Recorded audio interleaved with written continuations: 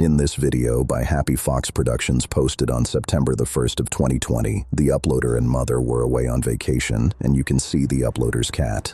Daisy was on the bed in a ready-to-attack stance, but nothing was there. You could also see a shadowy figure go by the closet door, but you can see no one's around. The other cat had to have seen the shadowy figure as he followed it into the other room. When the figure disappeared, the table by the bed then shook, and the closet door mysteriously flung open. This clearly wasn't a person, otherwise you'd have seen a hand or an arm or something. The footage cut off, and the uploader wrote that they knew something was off about the cat's behavior, and eventually looked at the footage that we just saw. I have cats myself, and I have had cats that passed away. The cats I currently have look on edge at a direction where nothing is there, at least not visible to humans. Is it possible they see the ghosts of my cats that have passed away? I'm only bringing this up because we obviously just watched a cat video, and I do believe cats see ghosts, considering I've seen my cats react like this to things I can't see. What do you think? Let me know. Old footage, no confirmed source. It has circulated without one. Surveillance camera. Night, a street in Brazil. A woman is riding a bicycle.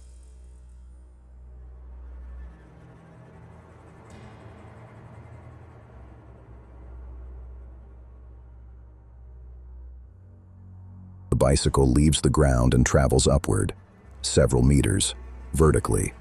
The woman separates from it and falls behind a pole while the bicycle continues up.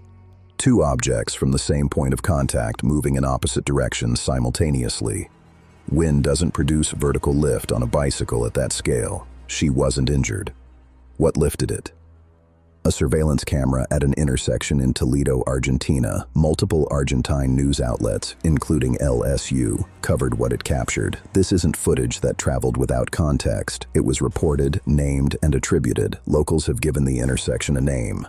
A community's acknowledgement that what keeps happening there has moved past coincidence into pattern. Within a single day, the camera recorded cyclists falling on clear, dry pavement with nothing in their path. Pedestrians losing balance mid-stride on flat surfaces. Motorcycles skidding on dry road.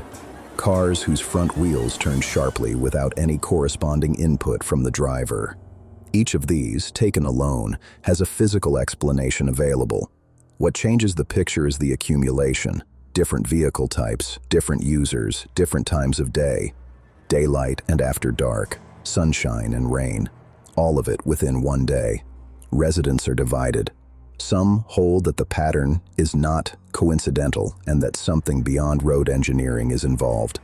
Others point to practical causes, hidden imperfections, uneven pavement, subtle design flaws in the road surface. Those are real explanations for real accidents. Uneven pavement throws cyclists. A design flaw in a specific crossing produces consistent problems at that crossing. If these incidents were clustering in one spot, the physical defect argument would be difficult to argue against. That's the expected profile of an engineering problem.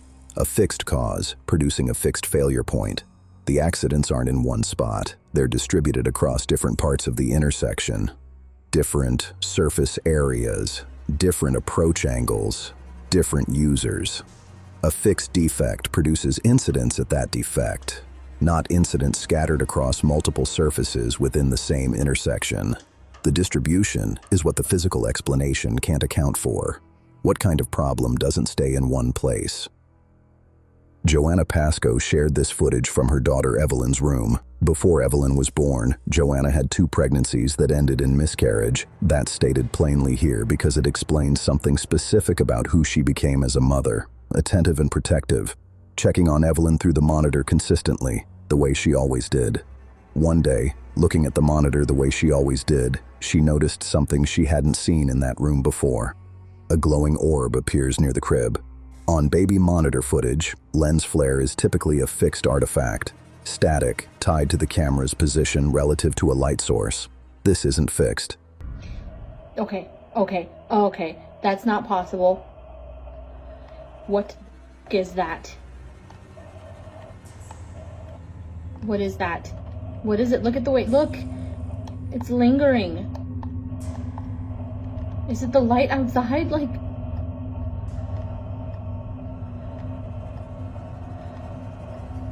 there's no pinhole empty. Like, the curtains, I pulled the curtains closed.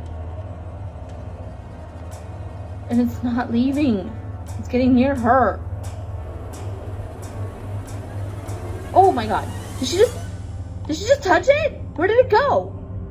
It moves slowly through the air, contained within the space surrounding the crib, drifting, but not passing through the room beyond it. At several points, Evelyn appears to look toward it and reach out slightly. Infants respond to visual stimuli, including light. That response alone isn't diagnostic. The footage shows what it shows. Viewer interpretations in the comments divided. Some believed the orb represented one of the children Joanna lost, present in some form with their sister. Others offered different frameworks: unexplained energy and attending presence. Those are comment section readings, not confirmed observations. What is confirmed is Joanna's response. She wasn't frightened. Watching the footage gave her calm, the opposite of what most footage in this category produces in the people who filmed it. She says she doesn't mind the idea that something might be watching over her daughter. If something is in that room, what does Joanna believe it is? Giselle Duron recently left her apartment in the middle of the night. The footage of her leaving shows visible distress. The footage from her living room spans months of clips. In late March 2026, Giselle is home alone doing laundry when her phone moves. Not a small shift, a movement significant enough that she captured and posted the clip. At the time, she treats it as a one-off. Objects shift, things happen. A single unexplained moment doesn't require an explanation. The phone moved, she noted it, and she moved on. That's the reasonable response to a single incident. It's also the response that makes the next incident harder to set aside.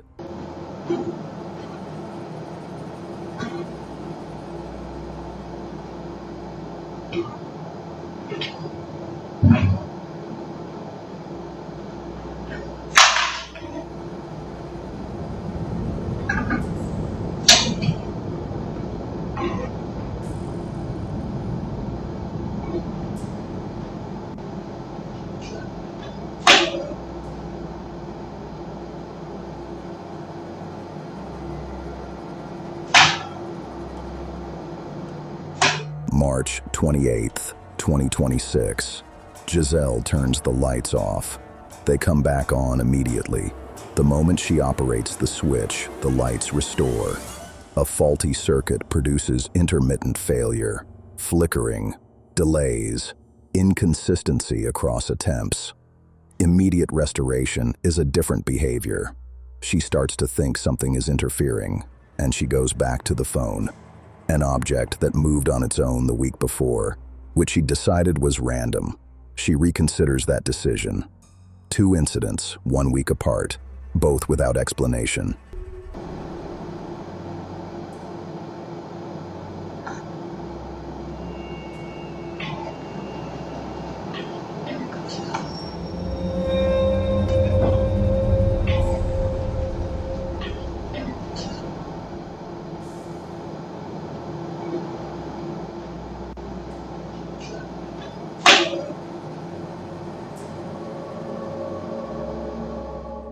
April 2nd, 2026. Giselle is in the closet fixing a shoelace when the bag on the table in the room moves. She wasn't near it. She was occupied in a different part of the apartment, and the camera records the movement in her absence from that spot. She also reports that something touched her at some point during this period. The footage may not isolate that specific moment. What the camera confirms is the bag. What she reported is the contact. The bag is the 3rd physical event across 2 weeks. The touch, if it happened as she described, is the first time the activity became direct rather than object movement.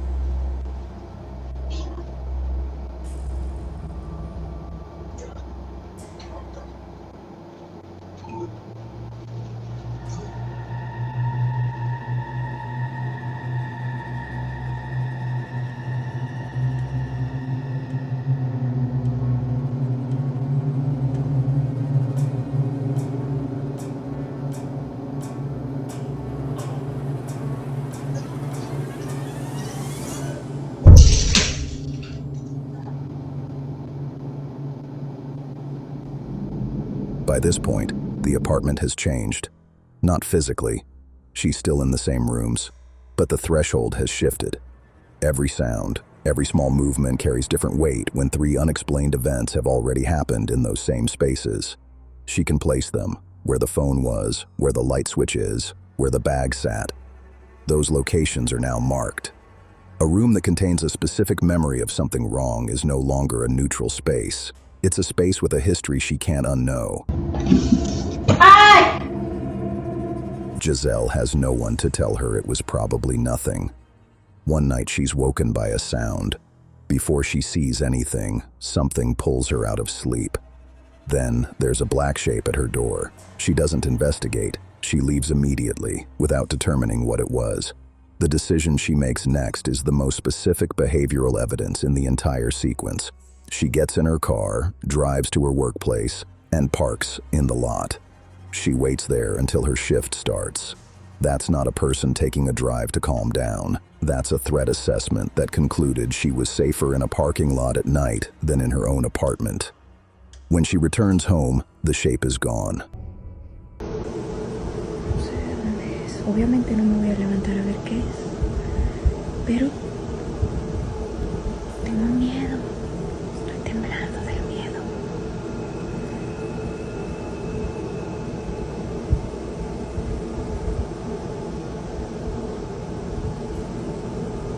Si pasa algo... No mames.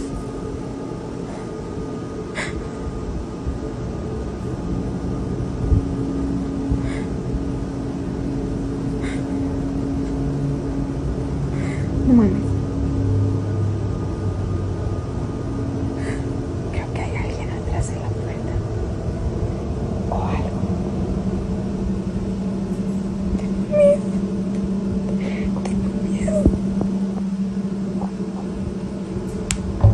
Tal vez era mi imaginación, lo miré mal.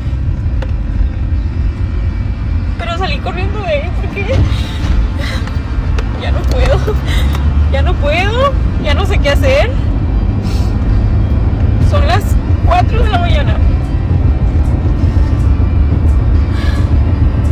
Pero sé que había algo ahí, sé que miré algo y no estoy loca.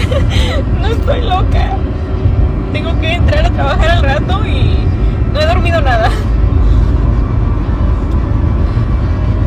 Estoy nerviosa, no sé qué. Nothing at the door, no trace of what she'd seen.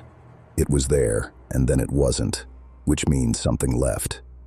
Giselle has continued reviewing the footage, going back through every clip from the phone to the lights to the bag to the shape. She hasn't deleted any of it. She keeps looking. The pattern is documented and sequential. Late March, March 28th, April 2nd, and then the night she drove away. Each incident distinct, each one closer than the last. How long had it been in that apartment before she saw it? 11:40 p.m. on a Sunday. A dialysis clinic at the end of the night shift. 2 nurses are getting the last patient ready to leave through the pickup area outside. The clinic is nearly empty. Security cameras are running. Before they head out, noise from the dumpsters draws their attention outside.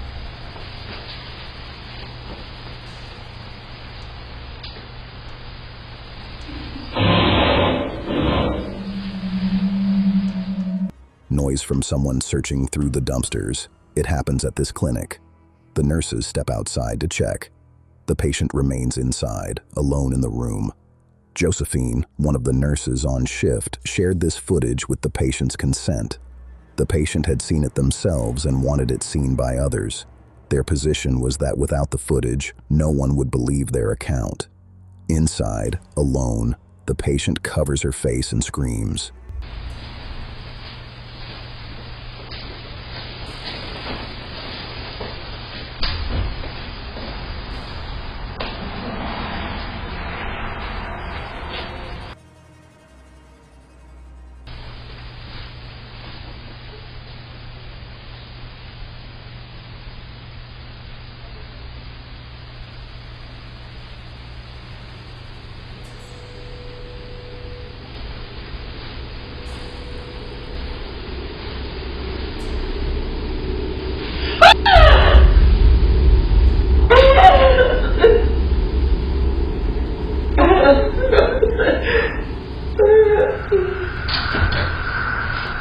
In a medical discharge setting, a calm patient producing that response is a specific and notable event. The nurses weren't in the room to see it. According to Josephine, the patient reported seeing a figure walking toward her, described as disfigured, moving in her direction. The direct camera angle appears to show no one near the patient at that moment.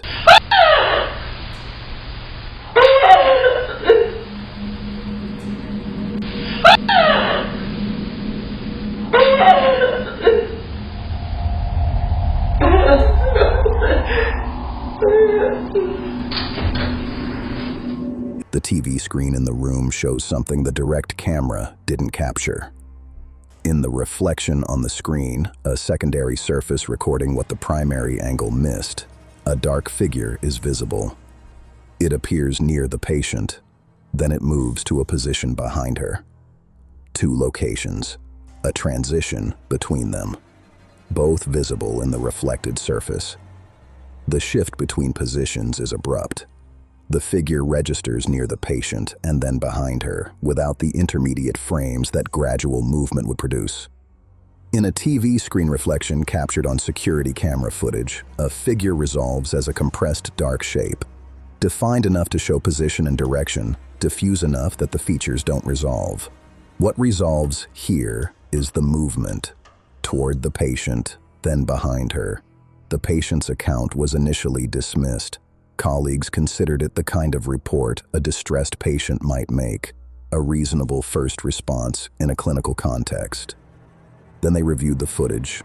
The assessment changed.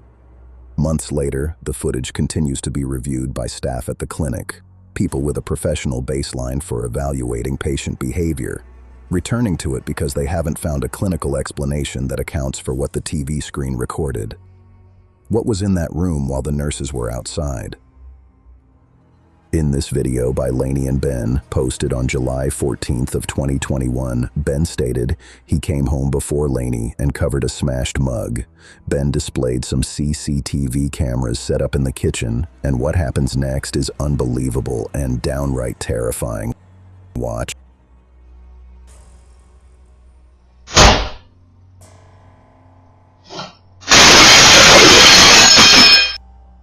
This if you don't believe in ghosts or spirits and this entry somehow didn't convince you, stay tuned for this next clip that will shock you. This video posted by Really Haunted was recorded January 13th of 2021 and was posted on January 19th of 2021. The uploader wrote in the beginning of the video that this happens to him or her and their family daily and that this footage might scare you. And I agree. Brace yourself for this terrifying footage.